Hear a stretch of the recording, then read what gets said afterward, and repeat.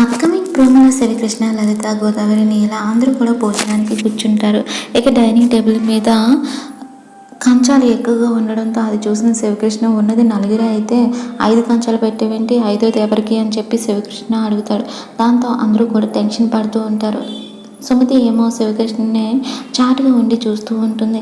ఇక గోదావరి కోప్పడినంటే చెప్తా అని చెప్పి శివకృష్ణతో అంటుంది. ముందు విషయం ఏంటో చెప్పు అని చెప్పి శివకృష్ణ అనేసరికి అది నీ చెల్లి సుమతి వచ్చిందిరా అని చెప్పి కంగారుగా అంటుంది. ఆ మాటకి శివకృష్ణ షాక్ అయిపోతాడు. ఇక లలిత అమ్మ సుమతి ఇలా రా అమ్మ అని చెప్పి పిలవగానే అప్పటి వరకు శివకృష్ణని చూస్తూ ఉన్న సుమతి శివకృష్ణ ఎదుటిగా వచ్చి నిలబడుతుంది. ఇక సుమతిని చాలా సంవత్సరాల తర్వాత చూసిన శివకృష్ణ ఒక్కసారిగా షాక్ అయిపోతాడు. గతంలో సుమతి ప్రేమించింది అన్న విషయం తెలుసుకున్న తర్వాత తన మాటని కాదన్న కోపంతో ఇంట్లోంచి వెళ్ళిపోమని చెప్పి సుమతిని తిట్టడం, మళ్ళీ జన్మని ఇంట్లో అడుగు పెట్టద్దని చెప్పి వార్నింగ్ ఇవ్వడం అంతా కూడా శివకృష్ణకి గుర్తొస్తూ ఉంటుంది. మరి సుమతి విషయంలో శివకృష్ణ ఏం చేయబోతున్నాడు, ఎలా రియాక్ట్ అవబోతున్నాడు అంది అప్కమింగ్ ఎపిసోడ్లో చూద్దాం.